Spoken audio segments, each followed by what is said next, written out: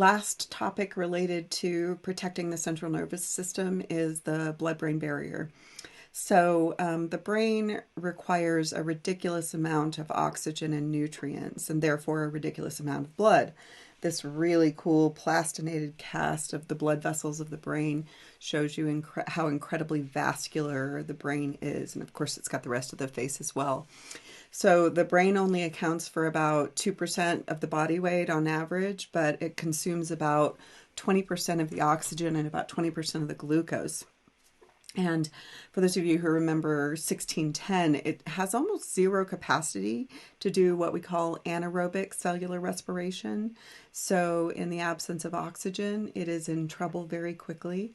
It also pretty much depends on glucose as its nutrient, but doesn't store any. So it basically has these very, very narrow acceptable ranges for blood flow. Too little, and there's not adequate oxygen to do cellular respiration and generate enough ATP. Too much, and since it is a rigid cranium, there's actually no room for excess pressure in there. So the brain is intolerant of what we call ischemia. That's a fancy word for low blood flow. Permanently damaged at normal average temperatures with about a 1 to 2 minute interruption in blood flow. So most of the blood flow to the brain will be through some vessels that you guys will learn a little later. There are two vessels that come in here and they go through the carotid canal, and those are called the internal carotid arteries, left and right. And then there's another pair of vessels that are called the vertebral arteries, and they go through the transverse foramina of the cervical vertebra, and they deliver the other 25%. So basically you've got 4 arteries giving most of the blood flow to the brain. All of those arteries are going to give rise to smaller arteries, and then arterioles, and then capillaries. And then capillaries are going to be within microscopic distances from pretty much every neuron in the brain. But since neurons tend to be amitotic, we really, really need to protect them from potential pathogens and toxins that could be circulating in the bloodstream. So the way that you do that is through what we call the blood-brain barrier. And you I kind of introduced you to the term a few videos back. Basically, the capillaries that are in the brain, and that's what this is trying to show you. The capillaries that are in the brain. First off, if we look at it a little closer, the capillaries in the brain have the tightest of tight junctions between their cells. Remember, capillaries are made of simple squamous epithelium, but these want to tightly control what gets out of the capillary and into the brain tissue, and vice versa, really. So what happens is the capillaries themselves have the tightest of tight junctions. They're called continuous complete tight junctions. They're not leaky under normal circumstances. So in order for a substance, let's say glucose, to get into this tissue, let's say this is the brain tissue, it can't go between the cells. It can't sneak. It's actually going to have to go through the cells. And you have far more control over what is being transported when it goes through a cell, because the cell has different transport mechanisms and it's able to control what's going to move across it. So this sort of physical limitation in the capillaries of the brain is actually called the blood-brain barrier. And that's like the physical limitation, but the blood-brain barrier is also a chemical limitation, because this astrocyte that's snuggled up around this capillary also can secrete chemicals which tell the capillary, transport more of this into the brain. We've got too much of this transported into the bloodstream. So astrocytes help control the permeability of the capillary. So it's both a physical barrier and also a chemical barrier, the blood-brain barrier. Okay. So what kinds of things can get relatively easily out of the capillary into the brain? Well, things that you need, like a nutrient molecule like glucose. There are a whole bunch of glucose transporters to get it out of the bloodstream and into the brain. And then some substances just do what they want all over the body. If it's a lipid-soluble substance like oxygen, there's no way you can keep it inside even if you wanted to.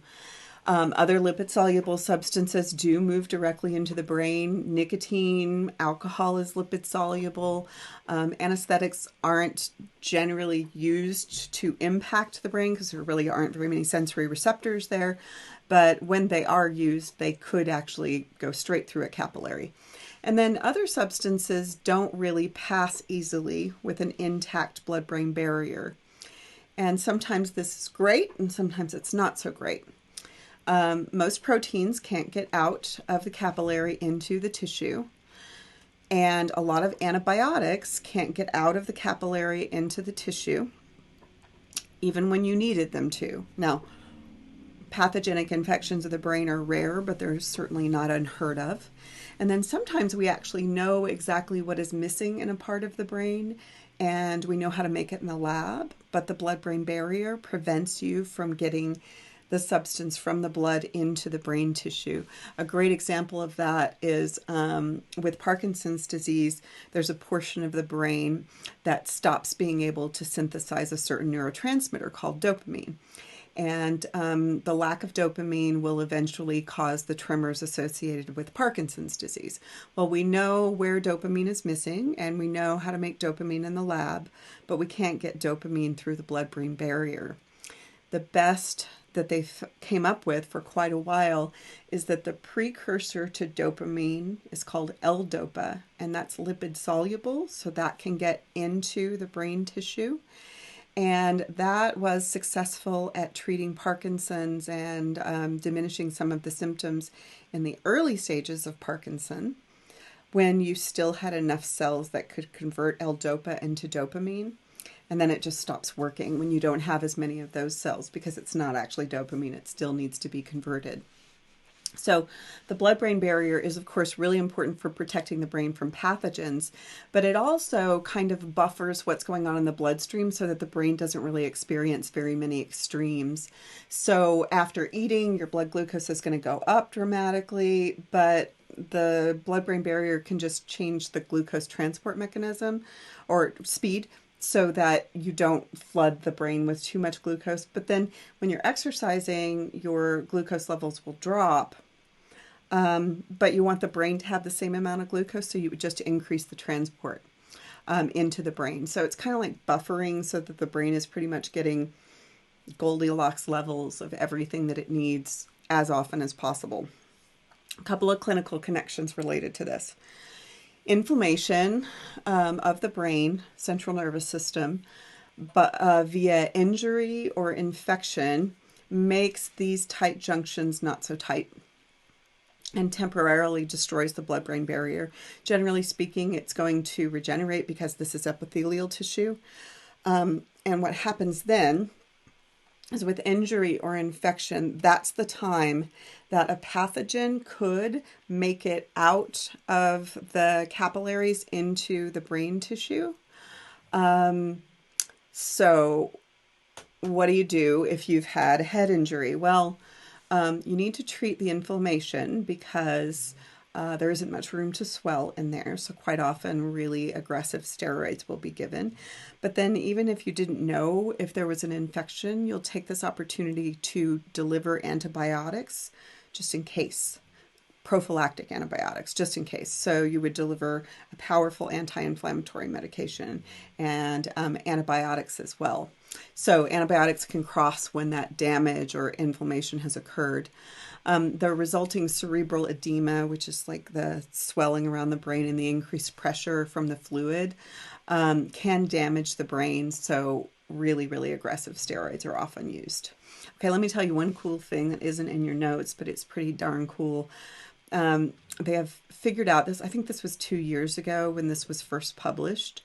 This is an experimental treatment to temporarily destroy the blood-brain barrier in one area of the brain so you can get a medication in, and it's so awesome to me. So what they actually do is they inject these microscopic bubbles, not enough that it would give you an aneurysm, into the bloodstream. And so they're circulating in the bloodstream. And then let's say I've got an area of the brain where I have a malignant cancer. And what I need to do is I need to get a chemotherapy drug into that region, but not all over the brain, because chemotherapy drugs tend to be or toxic to cells. So what I can do is those bubbles are circulating everywhere, but if I shoot ultrasound just at one little area, what it will do is destroy the blood-brain barrier temporarily there. And then I deliver the medication into the bloodstream, and the only place that the medication can get through the blood-brain barrier is that area where I temporarily actually destroyed it. And then as soon as I stop shooting the ultrasound, then what's going to happen is that blood-brain barrier will reseal itself, which is just so cool. Okay,